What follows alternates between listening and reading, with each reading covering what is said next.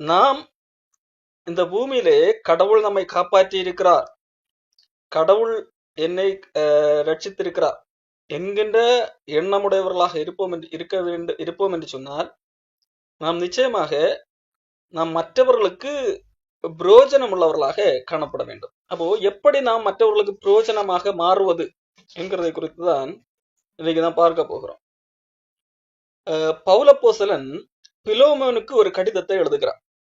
பிலோமோன் என்கின்றவன் பவுலோடு கூட மிக நெருங்கிய பழக்கமுடையவன். அவன் ஒரு பெரிய ஒரு பணக்காரன், அவன் ஒரு பெரிய ஒரு எஜமான், அவனுக்கு கீழாக அநேக வேலையாட்கள் உண்டு. அப்படிப்பட்ட ஒரு பிலோமோனுக்கு கூட பவுலுக்கு பழக்கம் உண்டு. அண்ணம் பவுல் மூலமாக இந்த பிலோமோன் கடவுளை இயேசு கிறிஸ்துவை அறிந்து ரட்சிக்கப்பட்ட ஒரு மனிதன். ஆகவே பிலோமோனுக்கு ஒரு பவுலிடத்துல ஒரு கடமைப்பாடும் உண்டு. காரணம், இந்த பிலோமோன் நரகத்துக்கு போகாமல் காப்பாற்றுவதற்கு, தேவனால் காப்பாற்றப்படுவதற்கு ஏதுவான ஒரு காரியத்தை செய்ததிலே பவுலுடைய சுவிசேஷம் ஒரு முக்கிய காரணம். அப்படிப்பட்ட இந்த பிலோமோனுக்கு பவுல் ஒரு கடிதத்தை எழுதுகிறார். அந்த கடிதத்திலே அவர் எழுதுகிற ஒரு வார்த்தை தான்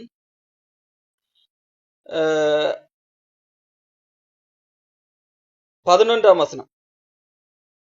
முன்னே அவன் உமக்கு பிரயோஜனம் இல்லாதவன், இப்பொழுதோ உமக்கும் எனக்கும் பிரயோஜனம் உள்ளவன் என்று சொல்லி பவுலப்போஸ்தலன் இந்த பிலோமோனுக்கு ஒருவரை பற்றி எழுதுகிறார். யார் என்று சொன்னால், இந்த பிலோமோனுக்கு கீழாக வேலை பார்த்த ஒருவர், ஒரு அடிமை முறை, அன்றைக்கு அடிமை முறையிலே வேலை பார்க்கிறவர்கள் இருந்தார்கள். அந்த அடிப்படையிலே இந்த பிலோமோனுக்கு கீழாக ஒரு வேலை பார்த்த ஒரு நபர் தான், அந்த பேர் ஒனேசிமு என்கின்ற ஒரு நபர்.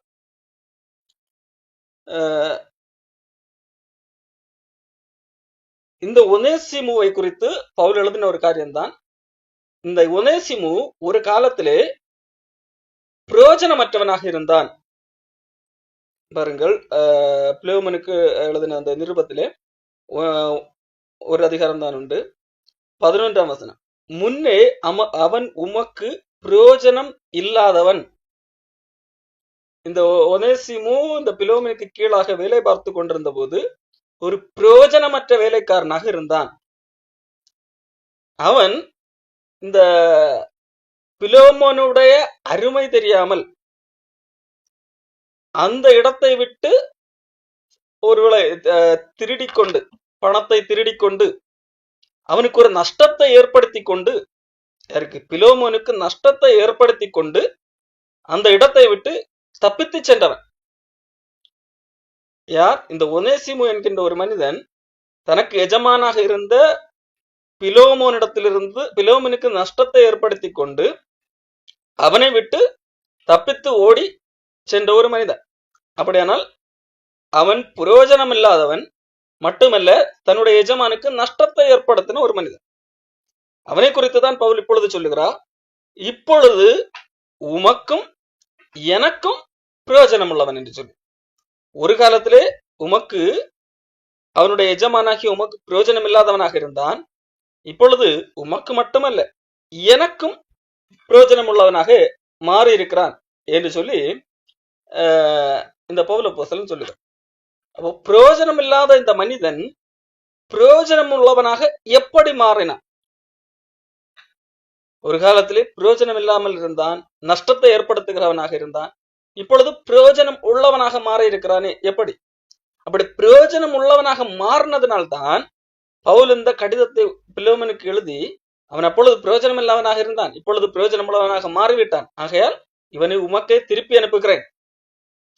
அப்போ இவனை திருப்பி அனுப்ப வேண்டிய கட்டாயம் இல்லை, இவன் எனக்கு மிக பிரயோஜனம் உள்ளவன், இந்த பிரயோஜனம் உள்ளவனை நானே வைத்திருக்க வேண்டும் என்பதுதான் என்னுடைய ஆசை. அந்த அளவிற்கு பிரயோஜனம் உள்ளவன். பவுல் எழுதுகிறார், இவன் எனக்கு மிகுந்த பிரயோஜனம் உள்ளவன், ஆகையால் இவனை நானே வைத்துக் கொள்ள வேண்டும் என்பதுதான் என்னுடைய ஆசை. ஆனாலும் இவன் ஒரு காலத்திலே உம்மிடத்திலே இருந்தவன், அவன் நீர்தான் முடிவெடுக்க வேண்டும், அவன் ஓனராக இருந்தவன் நீர்தான். ஆகவே இப்பொழுது நான் உம்மிடத்திலே அனுப்புகிறேன் என்று சொல்லி பவுல் அப்போஸ்தலன் அவனிடத்துல அனுப்பி வைக்கிறார். கூடவே இப்பொழுது முன்பு அவன் உமக்குள்ள ஒரு வேலைக்காரனாக அடிமை முறையில வேலை செய்கிறவனாக இருந்தான். இப்பொழுதோ அவன் அடிமையாக அல்ல, அதற்கு மேலானவனாக ஒரு சகோதரனாக மாறிவிட்டான். அந்த அடிப்படையிலே நீர் அவனை நடத்த வேண்டும் என்கிறதாக எழுதியிருக்கிறான். மட்டுமல்ல, அவன் பிரிந்து போனான் அல்லவா, உம்மை விட்டு பிரிந்து போனான் அல்லது உமக்கு நஷ்டத்தை ஏற்படுத்தினான். அந்த நஷ்டம் ஏதாகிலும் ஏற்பட்டிருந்தால் அது கொடுக்க வேண்டும் என்றால் கூட நான் கொடுப்பேன், அவனிடத்தில் அதை கேட்க வேண்டாம். அவனால் ஏற்படுத்தப்பட்ட நஷ்டம் ஏதாகிலும் இருந்தால் அதை என்னுடைய பவுலாகிய என் கணக்கிலே வைத்துக் கொள்ளும், அந்த ஒனேசிமுவிடத்திலே கேட்க வேண்டாம் என்று சொல்லியும் பவுல் எழுதுகிறார். அப்போ பவுலுக்கு எந்த அளவிற்கு இவன் உபயோகமாக மாறி இருக்கிறது தெரிந்திருந்தால் இந்த மாதிரி பேசியிருப்பார். ஆகவேத்தான் பவுல் சொல்லுகிறார், அவன் முன்னே பிரயோஜனம் இல்லாதவன் இப்பொழுது உமக்கும் எனக்கும் பிரயோஜனம் உள்ளவனாக இருக்கிறான். ஆகையால் இனி அவன் உம்மிடத்தில் இருக்கும் போது அவன் அடிமையானவனாக அல்ல, அடிமையானவனுக்கு மேலானவனாகவும் பிரியமுள்ள சகோதரனாக இருக்கும்படியாக கொஞ்ச காலம் உம்மை விட்டு பிரிந்து போயிருக்க. அப்போ அவன் பிரிந்து போனதுனால் கூட ஒரு நன்மை ஏற்பட்டிருக்கிறது. ஆகவே உமக்கு ஏற்பட்ட ஒரு நஷ்டம், உமக்கு ஒரு நஷ்டம் ஏற்பட்டிருக்கிறது. அவன் பிரிந்து போனது நிமித்தம் ஒரு நஷ்டம் ஏற்பட்டு இருக்கிறது.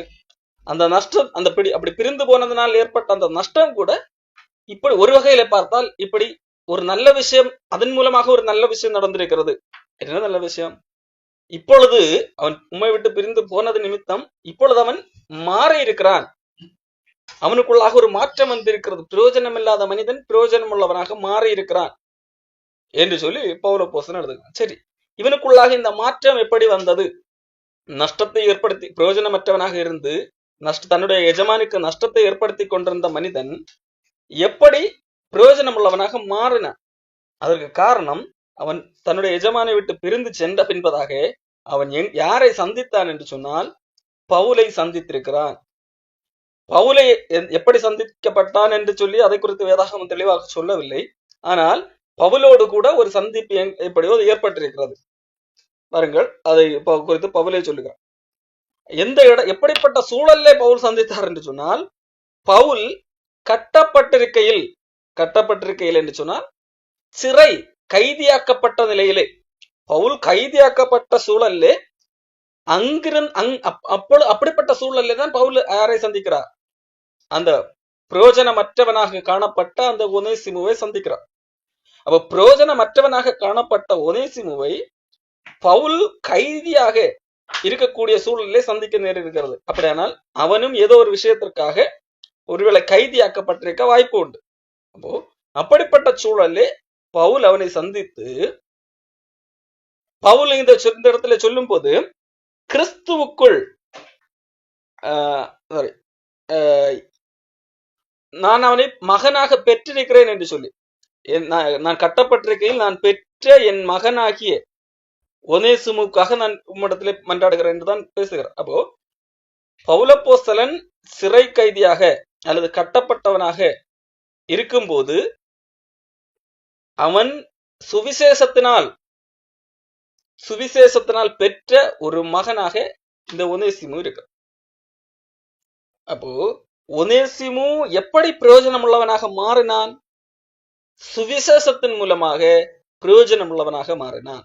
அப்போ ஒரு சரியான சுவிசேஷம் ஒரு மனிதனை, பிரயோஜனமற்ற ஒரு மனிதனை பிரயோஜனம் உள்ளவனாக மாற்றுகிறது. அப்போ இங்க சுவிசேஷம் சொல்லக்கூடிய நபர் எப்படிப்பட்ட சூழல்ல இருக்கிறார்? அவர் ஒரு கைதியாக, கட்டப்பட்டவராக காணப்படுகிறார்.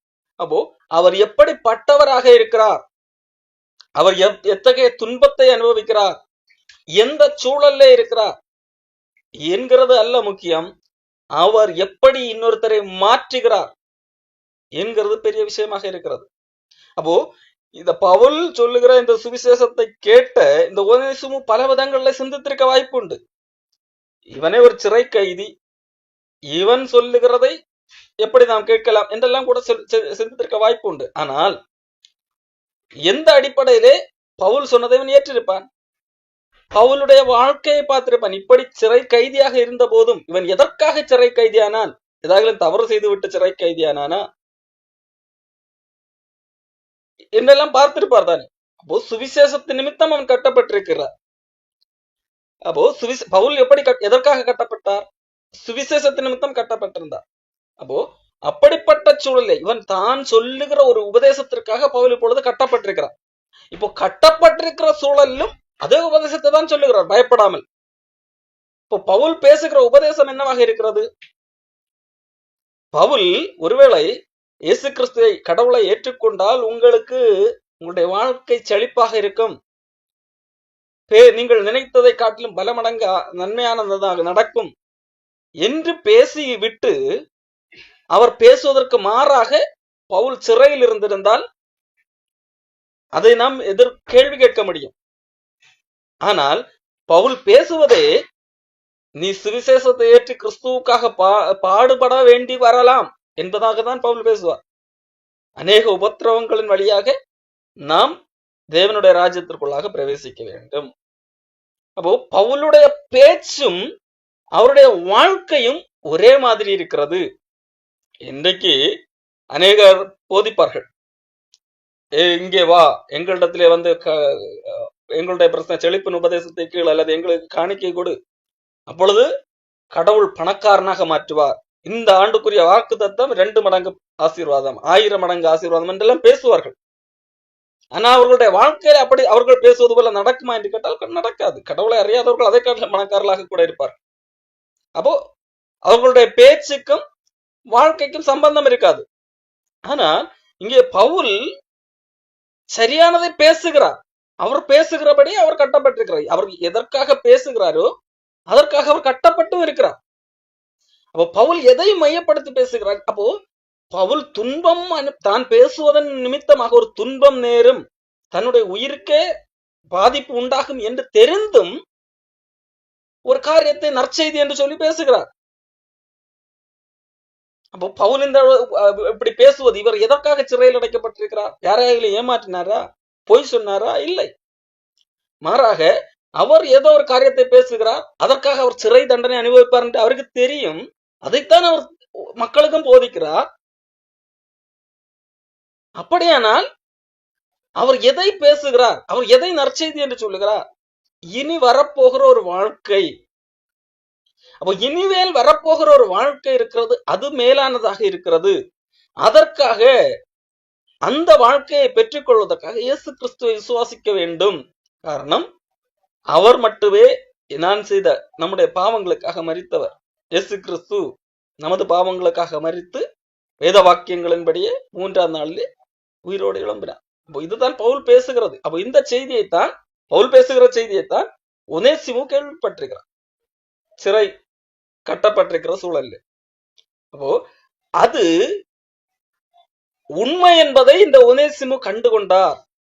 அப்போ இது உண்மை என்று கண்டுகொண்டதினால் இந்த உலகத்திலே உள்ள இதுவரை ஏமாற்றி மற்றவர்களுக்கு நஷ்டம் ஏற்படுத்தி தப்பி ஓடி வாழுகின்ற அந்த வாழ்க்கை சரியல்ல, இதை திருத்திக் கொள்ள வேண்டும் என்று சொல்லி அவர் முடிவெடுக்கிறார்.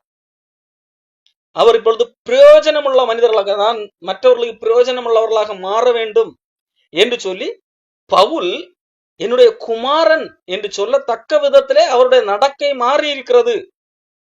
பவுல் பேசின சுவிசேஷத்தின் வழியாக பிரயோஜனம் இல்லாத மனிதனுடைய வாழ்க்கை பிரயோஜனமாக மாறிவிட்டது. அப்போ இங்கே சுவிசேஷம் ஒரு மனிதனை மாற்றுகிறது. இன்னொரு மனிதனை குறித்தும் நான் உங்களுக்கு காண்பித்து தருகிறேன். அதை குறித்து பவுல் தான் சொல்லுகிறார்.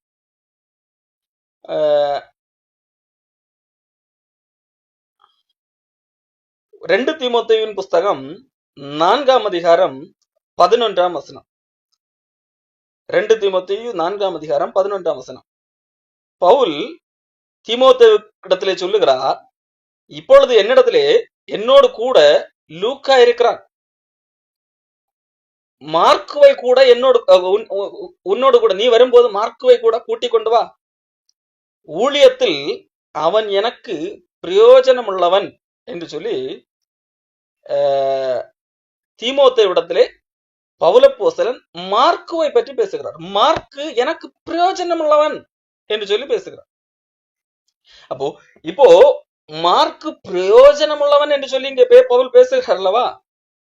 ஒரு காலத்திலே மார்க்குவின் நிமித்தமாக பவுல் மார்க்குவுக்கு சொந்தக்காரனான பர்னபாவிடத்திலே சண்டை போட்டிருக்கிறார். மார்க்கு ஒரு முறை பவுலும் பர்னபாவும் ஊழியத்துக்கு போகும்போது கூட போக அழைத்த போது அந்த இடத்துக்கு அது ஒரு கடினமான இடம் என்று சொல்லி அவன் போகவில்லை.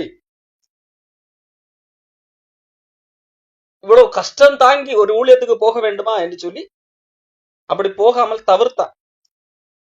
அதன் பிறகு பின்பறு சூழல்லே அடுத்த வருடத்திற்கு போக முடிய பொழுது பர்னபா சொல்லுகிறான், மார்க்குவை கூட சேர்த்து கூட்டிக் கொண்டு போவேன் என்று சொல்லி. இப்பொழுது பவுல் சொல்லுகிறான், அன்னைக்கு அவன் அந்த இடத்துக்கு போகும்போது வரல, அதனால இந்த வாட்டி அவனை கூட்டிக் கொண்டு போகக்கூடாது என்று சொல்லி சொல்லுகிறான். பாருங்கள், அப்போஸ்தலர் 15ஆம் அதிகாரம் 37 படிக்கிறேன். பர்னபா என்பவன் மார்க்கு என்னும் பெயர் கொண்ட யோவானை கூட அழைத்து கொண்டு போக வேண்டும் என்றான். பவுலோ அவன் பம்புலியா நாட்டிலே நம்மை விட்டு பிரிந்து நம்மோட கூட ஊழியத்துக்கு வராததினாலே அவனை அழைத்து கொண்டு போகக்கூடாது. அப்போ பர்னபா சொல்லுகிறான், நாம் மார்க்குவை அழைத்து கொண்டு போக வேண்டும், நம்மோடு கூட கூட்டிக் கொண்டு போகலாம் என்று சொல்லுகிறான். பவுல் சொல்லுகிறான், இல்ல இல்ல, அன்னைக்கு அந்த நாட்டுக்கு வரல, நம்மளை விட்டு பிரிஞ்சு போயிட்டான், அதனால கண்டிப்பா கூட்டிட்டு போகக்கூடாது. இப்போ மாறி மாறி ரொம்ப நேரம் பேசுகிறார்கள். ஒருத்தர் கூட்டிக் கொண்டு போகணும்னு சொல்றாரு, இல்ல ஒருத்தர் கூட்டிக் கொண்டு போகக்கூடாது, அவனால ஒரு பிரயோஜனம் கிடையாது, அதனாலதான் கூட்டிக் கொண்டு போகக்கூடாதுன்னு சொல்றது. அவன் ஏதாவது கஷ்டம் வந்தா என்ன பண்ணுவான், நம்மளை பாதியில விட்டுட்டு அவன் திருப்பி போயிடுவான், நம்மளை விட்டுட்டு போயிடுவான். அவனால கஷ்டத்தை தாங்க முடியாது, கடவுளுக்காக பாடு சகித்து ஊழியம் செய்ய முடியாது. ஊழியம் செய்வதற்கு சாதகமான சூழல் இருந்தால் மட்டும் வேண்டுமானால் செய்வார். ஆனால் ஒரு பிரச்சனை என்று வந்து விட்டால் அவன் நம்மை விட்டு பிரிந்து போடுவான். அதான் பம்புலியா நாட்டுல நம்மை விட்டு பிரிஞ்சு நம்ம கூட ஊழியத்துக்கு வரல, அதனால இந்த வாட்டி ஆனது நம்மனை கூட்டிட்டு போகக்கூடாது. ஒருவேளை இந்த வாட்டி போகும்போதும் ஏதாவது பிரச்சனை வந்து பாதியில என்ன ஆகும், நம்மளை விட்டு பிரிஞ்சு போய்விடலாம், அதனால அவனை கூட்டிட்டு போறது வேஸ்ட் என்று சொல்லி பவுல் சொல்லுகிறான். இதனால என்னாச்சு, இல்ல பர்னபா என்ன சொல்லுவா, இல்ல அவங்க ஒரு வாட்டி நடந்துன்னா எப்போ அதே மாதிரி நடக்குமா என்று ஒரு வேளை சொல்லி இருக்கலாம். ஏதோ ஒரு காரணம், அப்போ இல்ல கண்டிப்பா கூட்டிக் கொண்டு போய் தான் சொல்லிட்டு கடும் கோபம் உண்டது அவர்களுக்குள்ள. அப்படி கோபம் உண்டதனால் அவர்கள் ஒருவரை ஒருவர் விட்டு பிரிந்தார்கள். இப்போ பவுலும் பர்னபாவும் ஒன்னா இருந்தாங்க. இப்போ மார்க்குவை கூட்டிட்டு போகணுமா போகக்கூடாதாங்கிறதுல ஒரு பெரிய 2 பேருக்கும் வாக்குவாதம். இப்ப மார்க்கு தான் பிரச்சனைக்கு காரணம். யாருக்குள்ள, பவுலுக்கும் பர்னபாவுக்கு இடையில பிரச்சனைக்கு காரணம். பவுல் ஸ்ட்ராங்கா இருக்கிறாரு, மார்க்குவை கண்டிப்பா கூட்டிக் கொண்டு போகவே கூடாதுன்னு சொல்லி. பர்னபா இல்ல அவரை கூட்டிட்டு போலான்னு சொல்றாரு. இப்போ பவுல் இல்ல முடியாதுன்னு சொன்ன உடனே 2 பேரும் பிரிந்து தனித்தனியா போறாங்க. பர்னபா மார்க்குவை கூட்டிக் கொண்டு கப்பல் ஏறி சீப்ரு தீவுக்கு போனான். சீப்ரு தீவு என்றால் பர்னபாவுடைய ஊர். பவுலோ சீலாவை தெரிந்து கொண்டு சகோதராலே தேவனுக்கு கிருபைக்கு ஒப்புவிக்க புறப்பட்டு சீரியாவிலும் சிலிசியாவிலும் திரிந்து சபைகளை தடப்படுத்தான். இப்போ பவுல் ஒரு சீலாவின்கிற இன்னொரு மனிதனை கூட்டிக் கொண்டு போறாரு, பர்னபா மார்க்கை கூட்டிட்டு போறாரு. அப்போ பவுல் இந்த இடத்துல மார்க்குவை கூட்டிக் கொண்டு போகாமல் இருப்பதற்கு காரணம் என்ன, இந்த மார்க்கு பிரயோஜனமற்றவன், இந்த மார்க்குவை கூட்டிக் கொண்டு போனா பெஸ்ட், அவனால நமக்கு பிரச்சனை தான் வரும் என்கிறதான் பவுலுடைய எண்ணம். அது அவனுடைய இதற்கு முந்தைய அனுபவம் அப்படித்தான் இருந்தது. அப்போ இந்த மார்க்குவை பற்றி தான் பவுல் பின்பு தீமோத்தேயுவிடத்துல சொல்லுகிறார், மார்க்கோ கொஞ்சம் கூட்டிட்டு வாடா, அவன் எனக்கு பிரயோஜனம் உள்ளவன் என்று சொல்லி. அப்போ ஒரு காலத்திலே பிரயோஜனம் இல்லாதவன் இப்பொழுது பிரயோஜனம் உள்ளவனாக மாறி இருக்கிறான். அவ எப்படி முடிந்தது? இந்த மார்க்குட வாழ்க்கையை கொஞ்சம் சிந்திக்க வேண்டும். இந்த மார்க்கு யார்? இந்த மார்க்கு என்கின்ற மனிதன் இயேசு கிறிஸ்துவுடைய கூட இருந்த உறவினர்களே ஒருவருடைய மகன், ஒரு மரியாள். மரியாளுடைய ஒரு மகன். இயேசு கிறிஸ்துவின் தாய் அல்லாத வேறும் மரியாள் என்கின்ற பெயரிலே பெண்கள் உண்டு. அந்த இடத்திலே காணப்பட்ட மரியாள் என்கிற ஒரு பெண்ணுடைய மகன் தான் மார்க்கு. அவனுக்கு இன்னொரு பெயர் யோவான். மார்க்கு என்கிற யோவான். சரி, அப்போ இந்த மனிதன் இயேசு கிறிஸ்து கடைசி விருந்து நடக்கிறது அல்லவா, அந்த விருந்து நிகழ்வை பார்க்கிறான். பார்க்கிறான். இன்னும் சொல்லும்போது அந்த சிலர் சொல்லும்போது அந்த இயேசு கிறிஸ்துடைய விருந்து நடந்த இடமே மார்க்குடைய வீட்டின் மேல் மாடி என்பதாக சொல்வது. அது தொடர்ந்து இயேசு கிறிஸ்துவை கெத்செமனே தோட்டத்துக்கு போகிறார். கெத்செமனே தோட்டத்திலே இயேசு கிறிஸ்துவை பிடிக்க வருகிறார்கள். பிடிக்க வரும்போது எல்லாரும் ஓடி போகிறார்கள். கூட இருந்த எல்லாரும் ஓடி போகிறார்கள். இந்த மார்க்கு தன்னை அந்த புத்தகத்தை மார்க்கு நிருபத்தை எழுதுகிறது. வேற யாருக்கும் தெரியாத ஒரு விஷயத்தை மார்க்கு மட்டுமே எழுதுவார். வேற எந்த சுவிசேஷ புத்தகத்திலையும் ஒரு வாலிபன் அவரை பின்தொடர்ந்தான் அப்படின்னு சொல்லிட்டு ஒரு விஷயம் இருக்காது. அது காரணம், அந்த விஷயம் மார்க்குக்கு மட்டும்தான் தெரியும். ஏன்னா அந்த வாலிபன் மார்க்கு தான். பொதுவாக சுவிசேஷ நூல்கள் எழுதுகிற பலர்கள் சிலர் தங்களுடைய பெயரை மென்ஷன் பண்ணி எழுதுவார்கள். சிலர் ஒரு குறிப்பிட்ட முக்கியமான நபர்களை எழுதும் போது தங்களுடைய பெயரை குறிப்பிடாமல் எழுதுவார்கள். இதே வித்தையை யோவானும் பயன்படுத்தி இருப்பார். யோவான் சுவிசேஷத்தை எழுதும் போது யோவான் தன்னை குறித்து எழுத வேண்டிய இடங்களிலே எல்லாம் யோவான் என்று எழுதி கொண்டிருக்க மாட்டார். இயேசுவுக்கு அன்பான சீசன், இயேசுவுக்கு அன்பான சீசன் என்று சொல்லி எழுதியிருப்பார். இயேசுவுக்கு அன்பான சீசன் யார்? அவர் தன்னை குறித்து தான் அப்படி எழுதியிருப்பார். அப்போ அதே இது ஒரு எழுத்து முறை. அதே மாதிரிதான் இந்த மார்க்கு தன்னை குறித்து தான் எழுதுகிறார். ஆனால் பேர் ஆகவே தான் அதிலே பெயர் எழுதவில்லை. ஒரு வாலிபன் என்ன ஒரு துப்பட்டியை போட்டுக்கொண்டு இயேசு கிறிஸ்துவை ஃபாலோ பண்ணுகிறார். இயேசு கிறிஸ்துவை பிடிச்சிட்டு போகும்போது அதை மற்றவர்கள் பார்த்த உடனடியாக தன்னுடைய துப்பட்டி போனாலும் பரவாயில்லை என்று சொல்லி நிர்வாணமாக தப்பித்து ஓடுகிறார். அப்போ ஒரு பயந்த சுபாவம் உள்ள ஒரு மனிதன் இந்த மார்க்கு. கொஞ்சம் ஆர்வம் இருந்தாலும் பயம் இருக்கிறது அவனுக்குள்ளாக. இது இயேசு கிறிஸ்துவின் கடைசி அந்த வேளையில நடந்த சம்பவம். அதற்கு பிறகு மார்க்கு அங்க சீடர்களோடு மத்தியில எல்லாம் தான் இருக்கிறான். இப்பொழுது அவன் ரொம்ப முதிர்ந்தவன் எல்லாம் கிடையாது. மற்ற சீடர்களை இதெல்லாம் கம்பேர் பண்ணும்போது கொஞ்சம் இளம் வயது.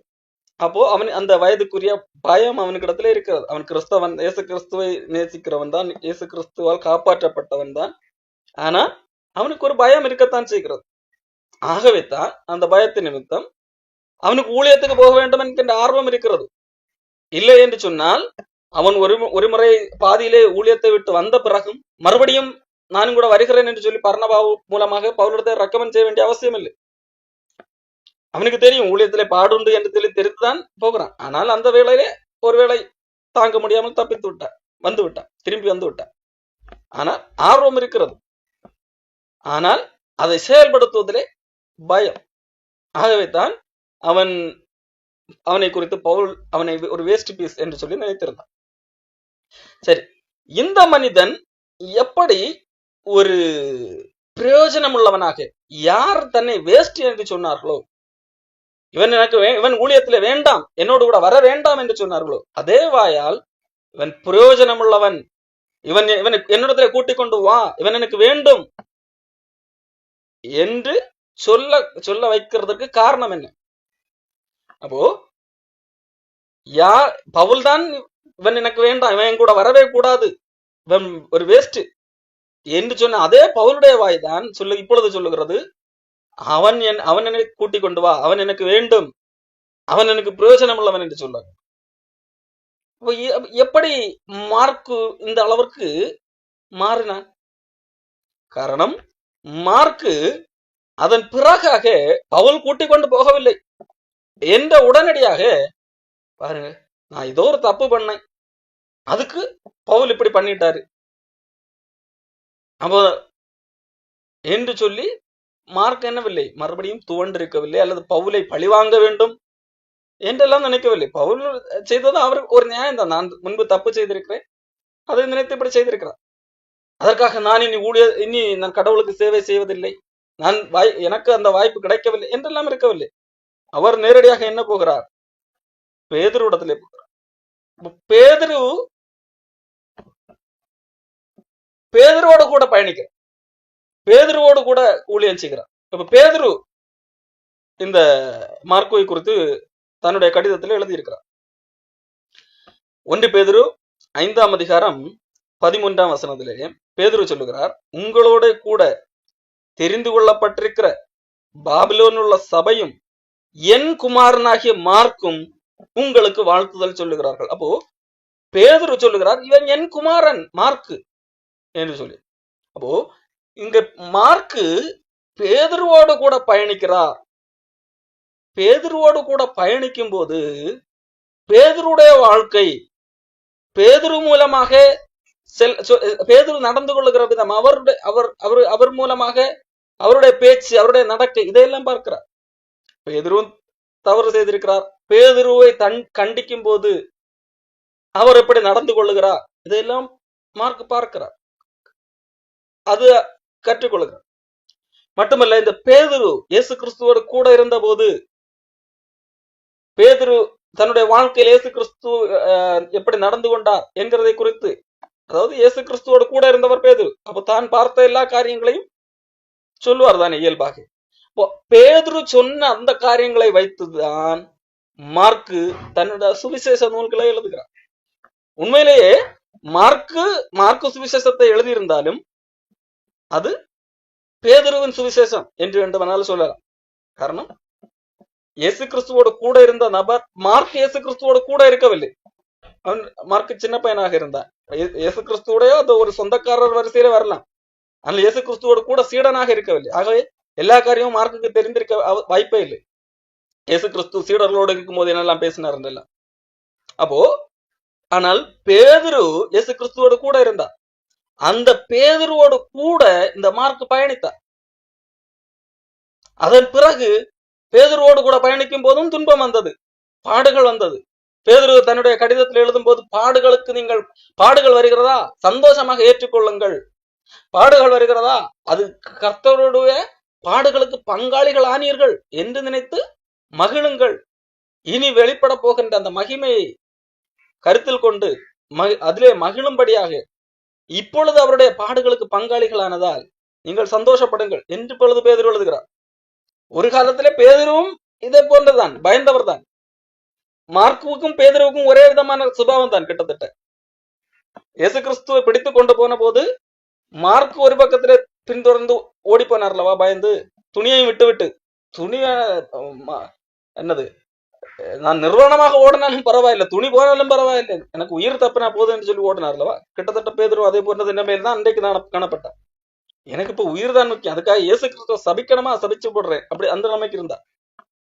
இப்போ பயம் சில மனிதர்களை சில வேளைகளில் ஆட்கொள்ளலாம். அப்போ அந்த பயம் ஒரு மனிதனை செயல்பட விடாதவர்களாக, பிரயோஜனமற்றவர்களாக மாற்றும். அப்போ அதை எப்படி அந்த பயத்தை மேற்கொண்டு நாம் பிரயோஜனம் உள்ளவர்களாக மாறுவது? பேதுரு தொடர்ந்து மாறுகிறார். தொடர்ந்து இயேசு கிறிஸ்துவின் உயிர்த்தெழுதலை பெற்ற பின்பதாக பரிசுத்த ஆவியை பெற்று சாட்சி கொடுக்கிறார் எல்லாருக்கும் முன்பதாக, நீங்கள் இயேசு கிறிஸ்துவை கொலை செய்தீர்கள், அதுக்கு நாங்க சாட்சி என்று சொல்லுகிறோம்.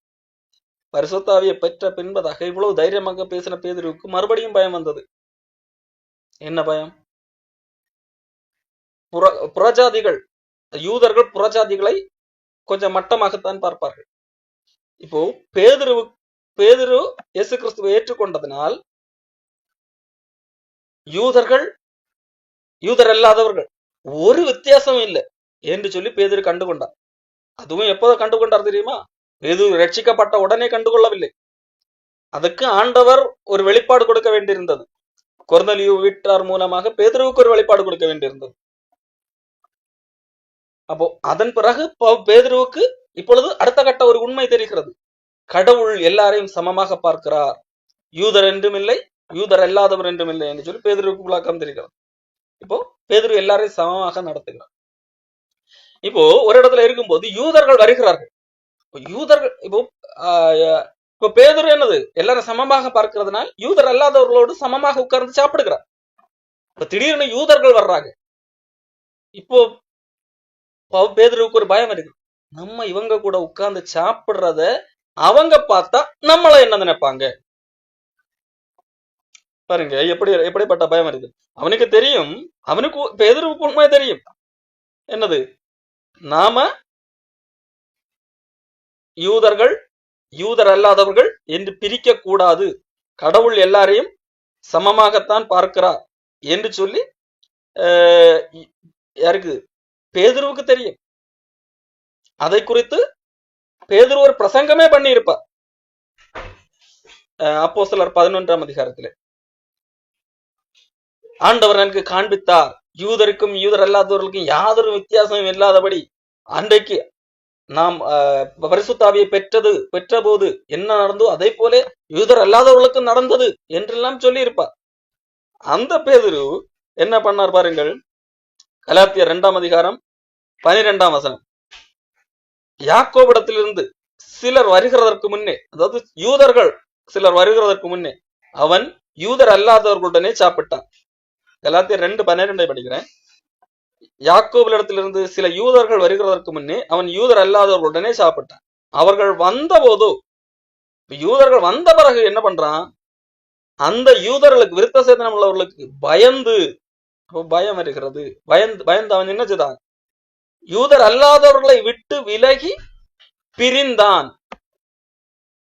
இப்போ இவனுக்கு ஒரு உண்மை தெரியுது, ஆனா அந்த உண்மையை கை கொள்ள முடியவில்லை. ஏன்? பயம். அந்த யூதர்கள், புதுசா வந்த யூதர்கள் என்ன நினைப்பாங்களோ, நம்ம மேல உள்ள மரியாதையை குறைச்சிடுவாங்களோ. காரணம் அவங்க யாரும் மதிப்பது இல்லை, புறஜாதிகளை கொஞ்சம் கீழாகத்தான் பார்ப்பார்கள். யூதர்கள் மேல யூதர் அல்லாதவர்கள் கீழே அப்படிதான் பார்ப்பாங்க. அப்போ அப்படி நானும் இவங்க கூட சமமா இருந்தா நம்மளே அப்படி நினைப்பாங்களோ அப்படி என்ற ஒரு பயம். இதை யார் கண்டிக்கிறது? பவுல் கண்டிக்கிறார். பவுல் கடுமையாக எதிர்த்தார், எல்லாருக்கும் முன்பதாகவும் கண்டனம் பண்ணினார். ஆனா என்னது, பேதுரு தவறை திருத்திக் கொள்ளுகிறார். அப்போ ரட்சிக்கப்பட்ட பின்பதாகவும் தவறு செய்ய வாய்ப்பு உண்டு, பயம் வர வாய்ப்பு உண்டு என்கிறது இதை காட்டுகிறது. காரணம் பேதுரு ரட்சிக்கப்பட்ட பின்பதான் நடந்த சம்பவம் இது, இப்போ நான் சொன்னது. ஆனால் நாம் உண்மையிலே தேவனால் ரட்சிக்கப்பட்டிருந்தால் அதை திருத்திக் கொள்வதற்கான வாய்ப்பையும் திருத்திக் கொள்வதற்கான கண்டனத்தையும் தேவன் உருவாக்குவார். உண்மையிலே ரட்சிக்கப்பட்டவர்களானால் கடவுள் அப்படி திருத்திக் கொள்வதற்கான வாய்ப்பையும் கண்டனத்தையும் தெரிவிக்கும் போது அதை திருத்திக் கொள்வார்கள். இது பேதுரு அதை திருத்திக் கொண்டார். அப்போ ரட்சிக்கப்பட்ட உடனடியாக பயமே இருக்காது, நமக்கு பயமே இல்லாமல் பூரணமாக பிரயோஜனம் உள்ளவர்களாகவே மாறிவிடுவோம் என்றெல்லாம் இல்லை. பிரயோஜனம் இல்லாதவர்களை ஆண்டவர் பிரயோஜனமாக மாற்றுகிறார். அப்போ செய்ய வேண்டியது என்ன? இங்கே கடவுளுடைய வார்த்தை நாம் எப்பொழுது உணர்த்து வைக்கிறதோ அப்பொழுது அதற்கு நாம் செவி சாய்க்க வேண்டும். இப்போ இங்கே கடவுள் நேரடியாக எல்லாம் பேதுருவிடத்துல பேசல. கடவுள் நேரடியா வந்து பேசினாரா பேதுருவிடத்துல, பேதுருவே நீ இப்படி பண்ணாத, அப்படி இல்ல, பவுல் தான் பேசுகிறார். அப்போ ஆண்டவர் நேரடியாக வந்துதான் பேசுவார் என்று சொல்லி சிலர் இன்றைக்கு சொல்லுவார்கள், கள்ளப்போதர்கள் அவர்கள். கடவுளுடைய வார்த்தையின் அடிப்படையிலே பவுல் பேசுகிறார். அது பேதுருவால் கேட்க முடிகிறது, உணர முடிகிறது. அப்போ இதே வழியிலே பேதுரு வழியிலே வருகிற, அவனோடு கூட இருந்து வருகிற மார்க்குவும் இதை கடவுளுடைய வார்த்தையை கேட்டு அவன் பிரயோஜனம் உள்ளவனாக மாறுகிறான். அப்போ நம்ம எது பிரயோஜனம் உள்ளவனாக மாற்றுகிறது? கடவுளுடைய வார்த்தை. பேதுருவோடு கூட இருந்ததுனால்தான் மார்க்கு பிரயோஜனம் உள்ளவனாக மாறினான். பவுலோடு கூட இருந்ததுனால்தான் ஒனேசிமு பிரயோஜனம் உள்ளவனாக மாறினான். அப்போ நாம் யாரோடு கூட பயணிக்கிறோம் என்கிறது ஒரு முக்கியமான காரணமாக இருக்கிறது நாம் பிரயோஜனம் உள்ளவர்களாக மாறுவதற்கு. கள்ளப்போதகர்கள் பேசுகிற பேச்சை நாம் கேட்டுக்கொண்டிருப்போம் என்று சொன்னால், அவர்களோடு கூட நாம் பயணிப்போம் என்று சொன்னால், நாம வரலை போலத்தான் இருப்போம். வேதாகமத்தின் சத்தியத்தை சரியாக பேசி அதன்படி நடக்கிறவர்களோடு நாம் பயணிப்போம் என்று சொன்னால், நாமும் அதை போல பிரயோஜனம் உள்ளவர்களாக மாறும். அதைத்தான் இன்னைக்கு நாம் பார்க்க முடிகிறது. அப்போ பிரயோஜனப்படுவதற்கு கர்த்தருடைய வார்த்தை நாம் கேட்டுக்கொண்டே இருக்க வேண்டும். அப்படி கர்த்தருடைய வார்த்தையை சரியாக சொல்லுகிறவர்களோடு பயணித்துக் கொண்டிருக்க வேண்டும். அப்பொழுது நாம் பிரயோஜனம் உள்ளவர்களாக மாற முடியும். சரி, இது பிரயோஜனம் உள்ளது. இப்போ பவுல் வேறொரு காரியத்தை கூட பயன்படுத்துகிறார். நான் பிரயோஜனப்படுவதற்காக என்ன செய்தேன் என்று சொல்லி பவுல் சொல்லுகிறார். 1 கொரிந்தியர் 9ஆம் அதிகாரத்திலே 27ஆம் வசனத்திலே பவுல் சொல்லுகிறார், நான் மற்றவர்களுக்கு பிரயோஜனப்பட வேண்டும் என்கிறதற்காக ஒரு காரியத்தை செய்கிறேன். அவர் வசனத்தை கேட்கிறார், வசனத்தை மற்றவர்களுக்கு பிரசங்கம் பண்ணுகிறார். அது மட்டுமா, வேறொரு காரியம் கூட செய்கிறார். என்ன? 1 கொரிந்தியர் 9:27 மற்றவர்களுக்கு பிரசங்கம் பண்ணுகிற நான் தானே ஆகாதவனாய் என்றால் பிரயோஜனமற்றவனாய் போகாதபடிக்கு, நான் ஆகாதவனாய் பயனற்றவனாய் போகாதபடிக்கு நான் ஒரு காரியத்தை செய்கிறேன் என்று சொல்லி பவுல் சொல்லுகிறார். என்ன? என் சரீரத்தை ஒடுக்கி கீழ்ப்படுத்துகிறேன். அப்போ சரீரத்தை, நம்முடைய சரீரத்தை, மாம்சத்தை கட்டுப்படுத்துகின்ற செயல். நாம் பிரயோஜனப்பட வேண்டும் என்றால், நாம் மற்றவர்களுக்கு பிரயோஜனப்பட வேண்டும் என்றால், நம்முடைய வாழ்க்கை நம்ம கட்டுப்பாட்டுக்குள் வைத்திருக்க வேண்டும். நம்முடைய இஷ்டத்துக்கு, நம்முடைய ஆசை இச்சைகளின்படி வாழ்க்கையை நடத்தக்கூடாது. இச்சை அடக்கம் உள்ளவர்களாய் காணப்பட வேண்டும். அந்த முந்தின வசனங்களை குறித்து அதைத்தான் சொல்லுகிறார். பந்தயத்துக்கு போராடுகிற யாவரும் எல்லாவற்றிலும் இச்சை அடக்கமாக இருப்பார்கள். அவர்கள் அழிவுள்ள கிரீடத்தை பெறும்படிக்கு அப்படி செய்கிறார்கள். நாமும் அழிவில்லாத கிரீடத்தை பெறும்படிக்கு அப்படி செய்கிறேன். அப்போ அழிவில்லாத கிரீடம் நமக்காக இருக்கிறது. ஆகவே இந்த பூமியில நாம் வாழும் போது மற்றவர்களுக்கு பிரயோஜனம் உள்ளவர்களாக இருக்க வேண்டும். பிரயோஜனம் உள்ளவர்களாக இருக்க வேண்டும் என்றால் நம்முடைய வாழ்க்கையும், அல்லது நம்முடைய வாழ்க்கை, அதை வெளிப்படுத்தக்கூடிய இந்த சரீரம், அதுவும் நம்முடைய கட்டுப்பாட்டுக்குள் இருக்க வேண்டும். நாம் நம்முடைய சரீரத்தை ஆள வேண்டுமே தவிர நம்முடைய சரீரத்தின் ஆசைகள் நம்மை ஆண்டுவிடக் கூடாது. நம்முடைய கண் நம்மை ஆண்டுவிடக்கூடாது. கண் பார்த்து விட்டு அது மூளைக்கு சிக்னல் அனுப்பி இது கண்டிப்பாக வாங்கித்தான் ஆக வேண்டும் என்று சொல்லும். மாமிசம் எப்படி ஏதாகலும் ஒன்றை பார்த்து இச்சித்து ஆசைப்பட்டு இது கண்டிப்பா கிடைத்தே ஆக வேண்டும் என்றெல்லாம் சொல்லும். அப்போ அதற்கு நாம் அடிமைப்பட்டு விடக்கூடாது. அவைகளை நாம் கட்டுப்பாட்டுக்குள் வைத்திருக்க வேண்டும். அப்போ இது பவுல் சொல்லுகிற ஒரு காரியமாக இருக்கிறது. அப்போ நாம் பார்த்தோம், நாம் பிரயோஜனப்படுவதற்காக 2 காரியங்கள். ஒன்று 2 தீமோத்தேயு 3:17 சொல்லப்பட்டது போல வேத வசனங்கள், கர்த்தருடைய சத்தியம், அது கேட்கும் போது அது நம்மை பிரயோஜனம் உள்ளவர்களாக மாற்றுகிறது. அதுதான் நம்முடைய ஒனேசிமுடைய வாழ்க்கையிலும் பார்க்க முடியும், மார்க்குடைய வாழ்க்கையிலும் பார்க்க முடியும். அதைத்தான் 2 தீமோத்தேயு 3:17 சொல்லுகிறது. அவைகள் உபதேசத்துக்கும், கடிந்து கொள்ளுதலுக்கும், சீர்திருத்தலுக்கும், நீதியை படிப்பித்தலுக்கும் பிரயோஜனம் உள்ளவைகளாக இருக்கிறது என்று சொல்லி நாம் பார்க்கிறோம். அப்போ இவைகள் பிரயோஜனம் உள்ளவைகளாக இருக்கிறது. மாறாக எது எல்லாம் பிரயோஜனம் இல்லாதவைகள் என்கிறதை நாம் அறிந்து வைத்திருக்க வேண்டும். பிரயோஜனம் உள்ளது எது என்று அறிந்தால் மட்டும் போதாது, எது பிரயோஜனம் இல்லை என்கிறதையும் நாம் அறிந்து கொள்ள வேண்டும். கொலோசையர் 2:23 சொல்லுகிறது,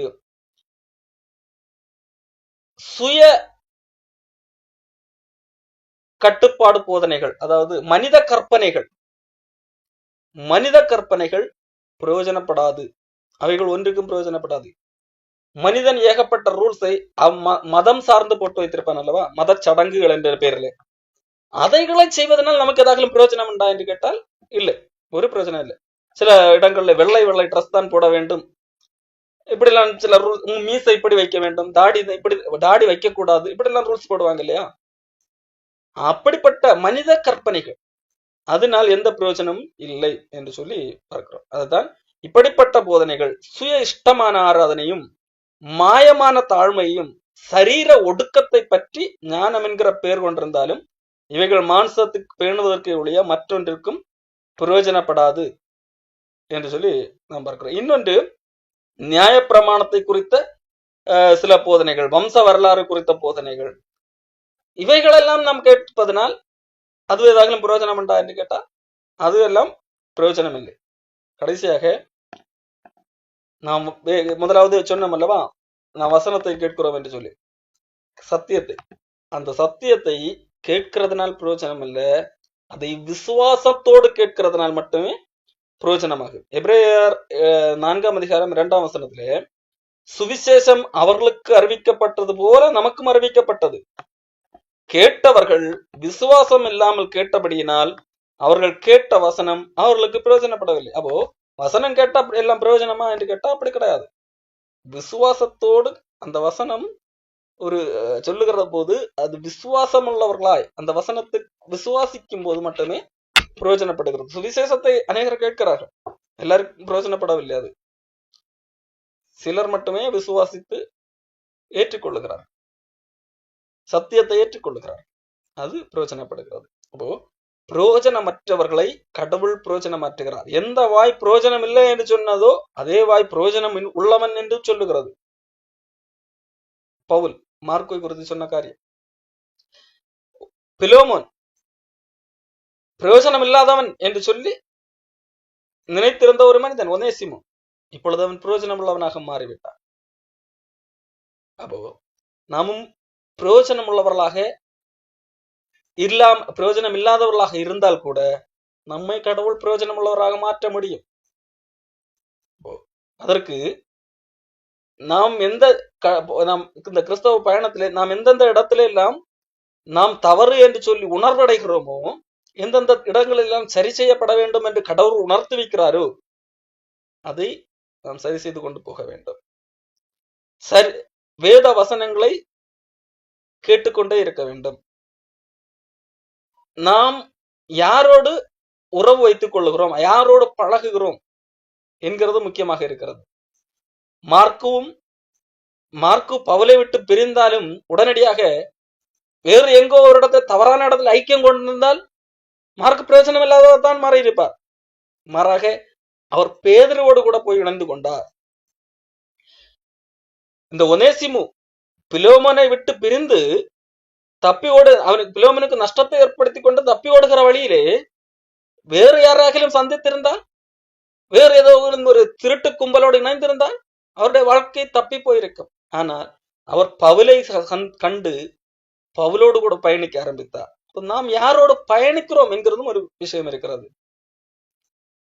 அடுத்ததாக நம்முடைய சரீரத்தை கேட்டு இல்லை, நம்முடைய சரீரத்தை கட்டுப்படுத்தக்கூடிய பொறுப்பை நம்மிடத்திலே தான் ஆண்டவர் கொடுத்திருக்கிறார். ஆண்டவர் நம்மை புதிதாக மாற்றி இருக்கிறார். ஆனால் நம்முடைய மாம்சத்தை கட்டுப்படுத்தக்கூடிய பொறுப்பை நம்மிடத்திலே தான் கொடுத்திருக்கிறார். ஆவி மாம்சத்துக்கு விரோதமாகவும் மாம்சம் ஆவிக்கு விரோதமாகவும் போராடுகிறது. அது போராட்டம் தான், அது கடினம் தான். ஆனால் நாம் தான் அதை கட்டுப்படுத்த வேண்டும். இது எனக்கு தகுதி இல்லை, இது எனக்கு ஏற்றதாக இராது என்று சொல்லி கேட்க வேண்டும். அதைத்தான் பவுல் சொல்லுகிறார். நான் மற்றவர்களுக்கு பிரசங்கம் பண்ணுகிறேன், நான் தானே ஆகாதவனாய் போய்விடக் கூடாது, அதற்காக நான் நின்று செய்கிறேன், என்னோட சரீரத்தை அடக்குகிறேன் என்று சொல்லுகிறார். நாம் பிரயோஜனம் இல்லாதவர்களாக இருந்தாலும் கடவுள் நம்மை பிரயோஜனப்படுத்துவார், நாம் பிரயோஜனம் உள்ளவர்களாக மாற முடியும். தொடர்ந்து ஆண்டவர் ஆசீர்வதிப்பார்.